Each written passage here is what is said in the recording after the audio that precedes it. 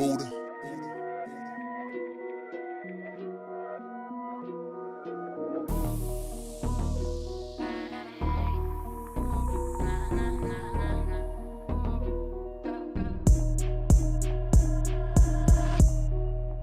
Yeah, I just wanted to get it in, bro. You said it would be short, so I was like, I don't care.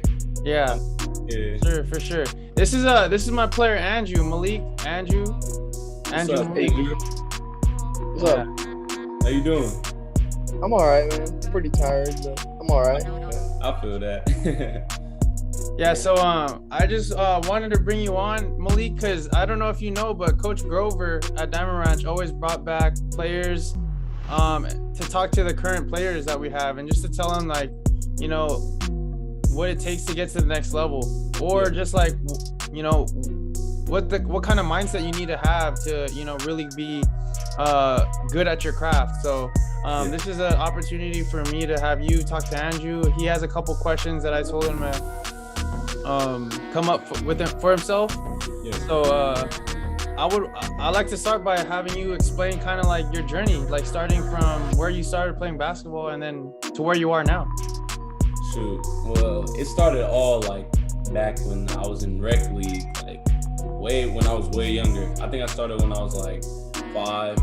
I used to play every sport. I played soccer, tennis, flag football, way back. And then I guess basketball was the one that just stuck with me. And especially because my dad played, he always coached me and my brother. So it was cool. So it started way back then. I like basketball a lot. I would just think about basketball all the time. That's all I would care about. School, all that. And then fast forward to high school. High school was fun. I went to DR my first year. I was on AV. Super fun. Great vibes. I still talk to some of the guys I used to play with. Super great vibes. I ended up transferring my sophomore year to Diamond Bar. And at Diamond Bar, our team was pretty good. And it was just learning experience because I was the youngest on the team. Everyone on the team, I was a sophomore, and then there was one more sophomore, and then everyone else was a senior. Dang near. So it was just cool, like playing with older people and just learning really, because that was like my learning year. And then my junior year, fast forward to my junior year, it got off to a bad start. I couldn't start the season because I broke my foot. So had to face some hardships because we did start off 0-5 in our first tournament. So it was a grind to like come back and like get a better start. And then the first tournament I was able to play in that year, we ended up going 3-1, and it kind of like helped turn our season a little bit around. And we ended up making the first round playoffs, even though we got smacked up. It was still good to make the playoffs from the 0-5 start. Yeah. So just from that, fast forward to my senior year, I get to play with my brother.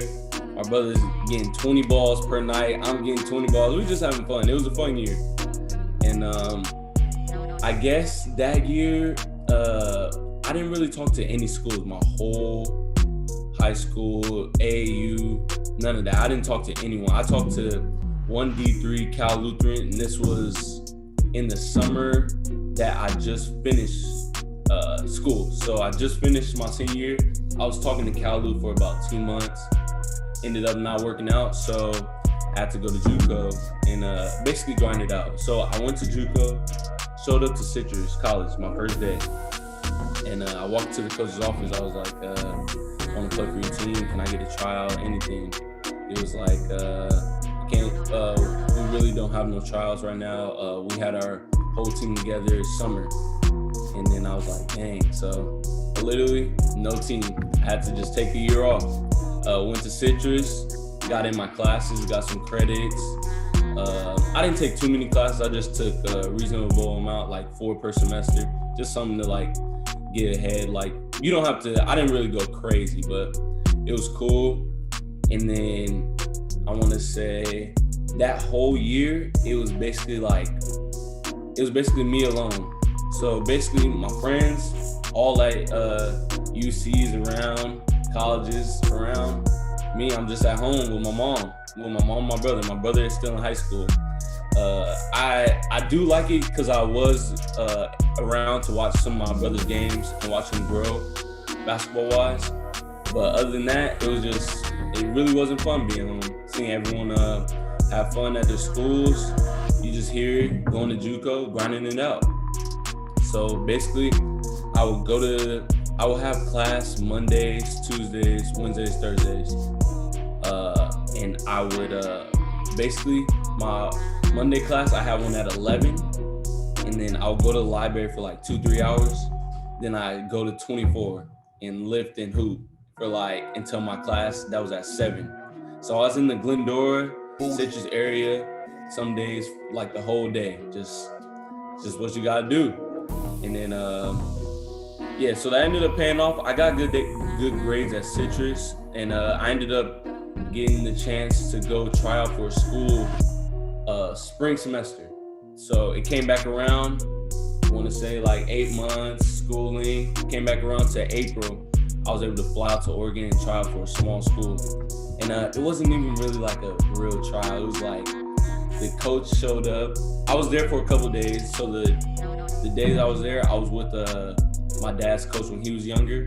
We were just training and stuff. And then the day came where we just were in a high school gym, and there was a couple players from the team that was currently there. And then there was a head coach. There was a coach that was gonna be the coach in the future. I didn't know this at the time, but he was just there. And then it was just like open runs. We were just playing open runs. So, Ernest was there. He was also, that was kind of like also like his trial also, because me and Ernest ended up joining the team later that year. But the coach who I tried out for there ended up leaving the school. So I thought it was a wrap for me. I thought, dang, because I did see myself, I did think I played well, but I didn't really know, because we talked after. He was like, could you even get into the school and stuff? And I was like, of course, like my grades are straight and things like that. And then after that, I heard he left, so I was like, dang, maybe that's off the table now. So it was my birthday. On my birthday, I had the previous weeks, I was just getting ready to go to RCC. I was going to open gyms, playing with the current players. And I was getting ready to go to JUCO and play there. Actually, finally play a JUCO year. Instead of at Citrus, I didn't get to play on the team. So that comes around literally on my birthday, June 28th. I get Malik, you said you got a tryout in Oregon? Yeah.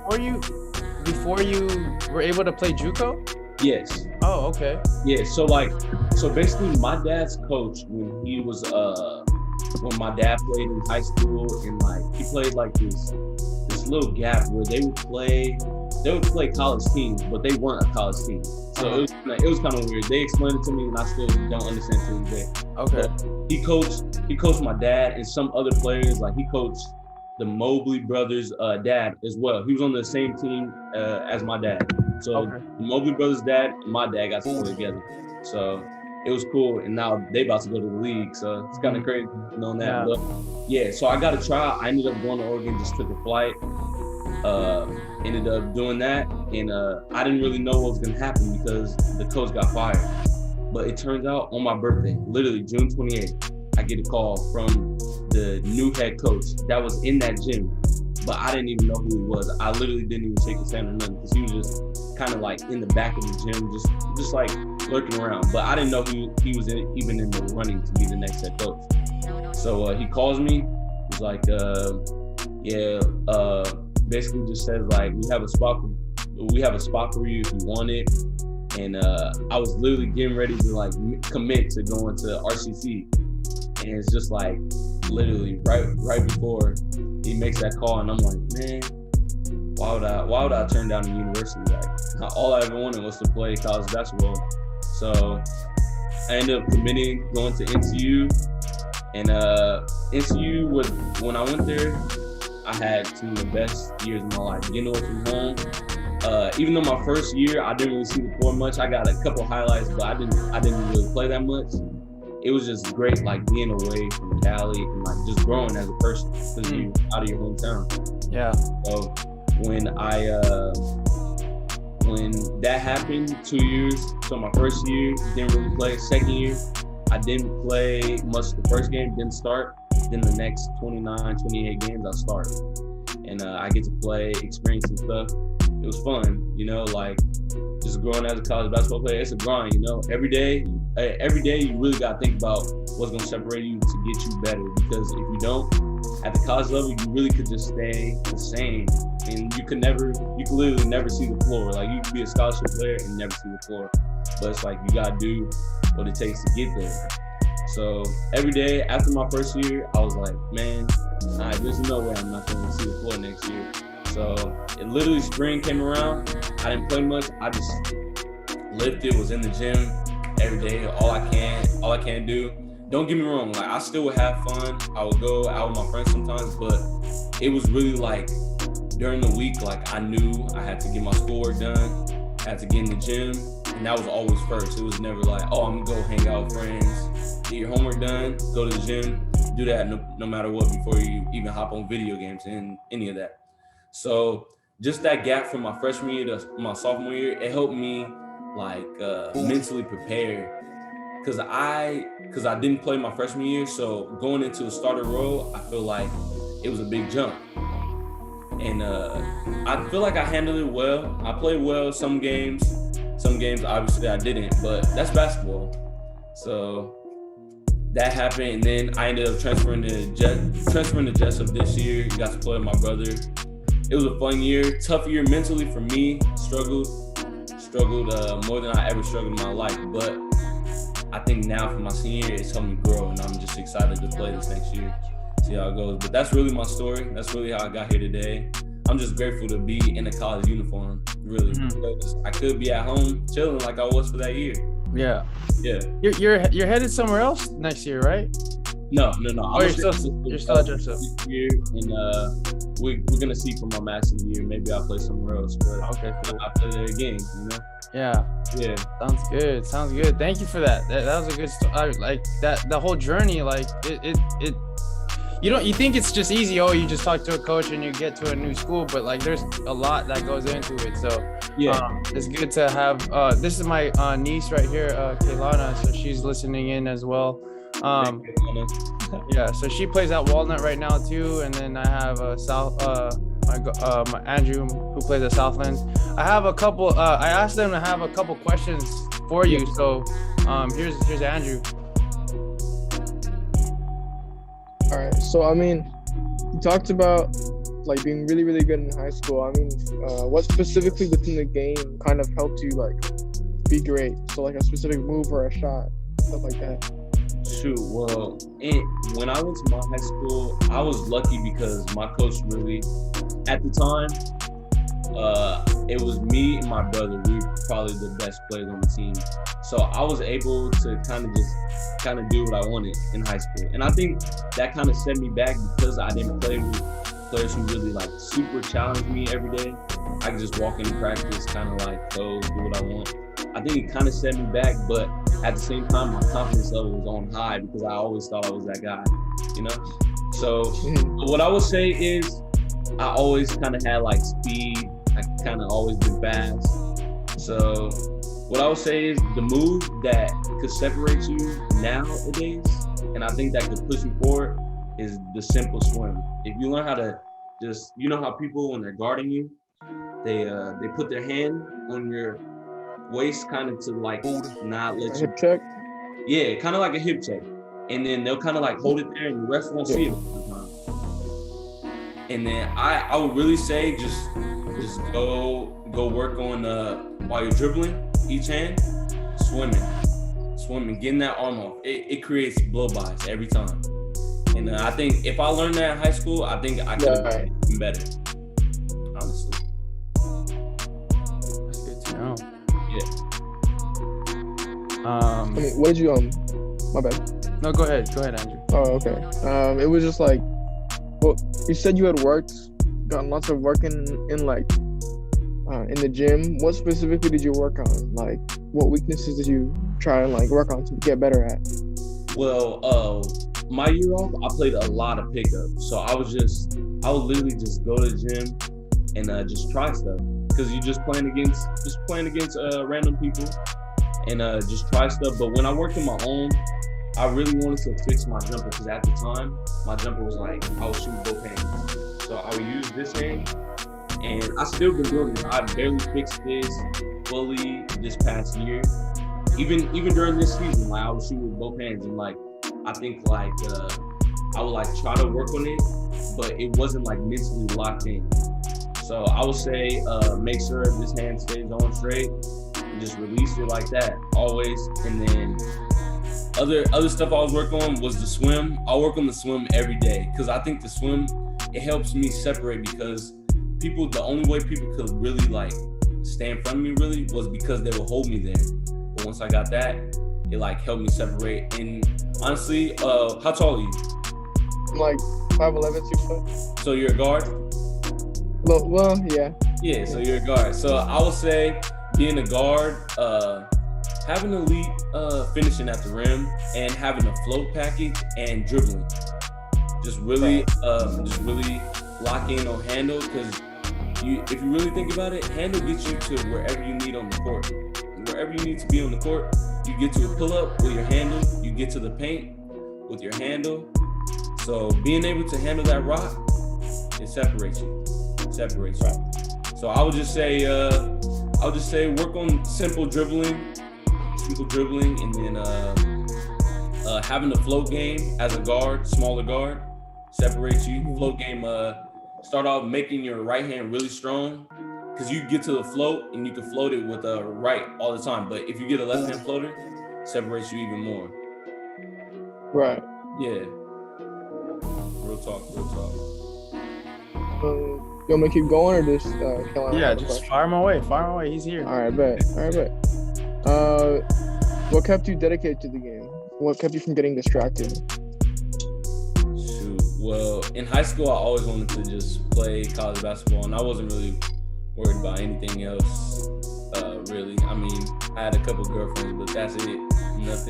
Nothing else really threw me off from basketball. It was always basketball first growing up, always. And I think that is because my love for the game really just centered around I always wanted to be the best. Like on my high school team, I was the best, but I feel like if I wasn't, it would have pushed me to get even more better. You feel me? In a way? Yeah. So yeah, I guess. I would say if you struggle with like staying locked into basketball, you just gotta really think like, just really sit aside and think like, what do you really want from this? Why do you play basketball? You know? Right. Like just sit there and think about like, why do you play basketball? Do you play basketball to just have fun? Do you play basketball to be the best?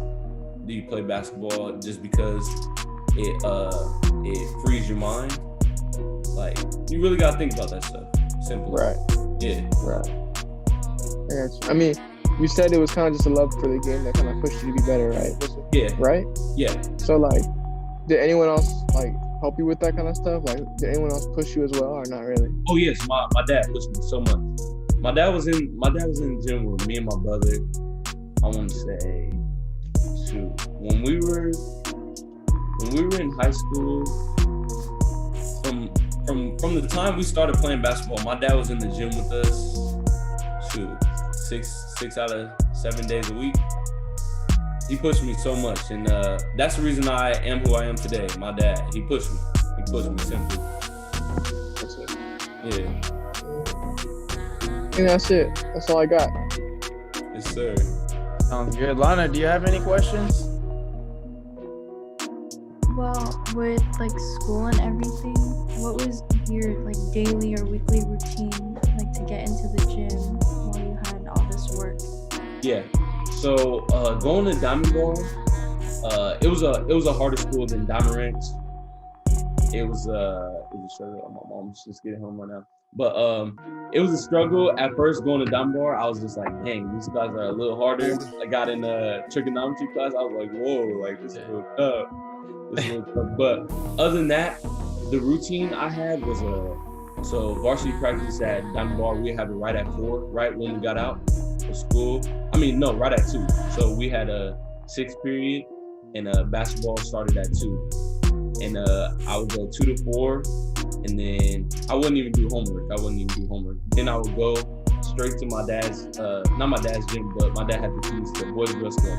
And we would just shoot on our machine from like 6:30 to like 8:30. Then I would go home, do homework. It was kind of like it was like normal, but my classes, I'm pretty sure you're probably smarter than me, Lana, but my classes weren't as tough as yours probably are. So I can't really help you with that because I know you probably get crazy amounts of homework. But I would just say really just having a locked in routine is like good. Like if you figure out something that works, you gotta stick with it. Having a system. Yeah. Any more else, Lana? That was a good question. No, that's it. All right. I have a question. How did you get? I mean, I know your dad is a big part on like you getting a tryout for another squad, right? Yeah. Like, what would you say is like another good way to get a tryout, or just talk to coaches? Like, where can we find coaches? Shoot. I would say at the college level. Coaches, obviously AAU is the biggest for getting around college coaches. But emailing coaches, going to camps. I went to a couple camps, and I don't know. The recruiting process is just so tough, you know. It's like one of the toughest things because a coach could talk to you a couple times.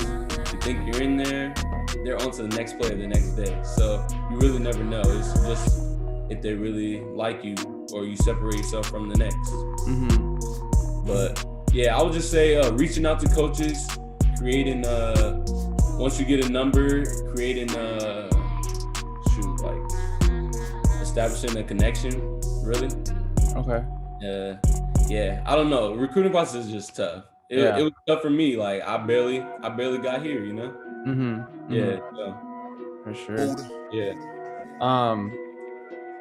I know. So sometimes, you know, as an athlete or anybody, you know, it's tough to wake up sometimes and say, oh, I gotta do this all over again, or you know what I mean? But you know, like you said, the love of the game, you know, is the one that drives you the most. I guess my question is, we all get mental barriers, like like it's all mental sometimes. So when it's like, okay, I gotta get my butt to the gym, like what have you done to kind of get past those mental barriers for yourself when motivation isn't there? You know what I mean? Man, yeah, I feel you.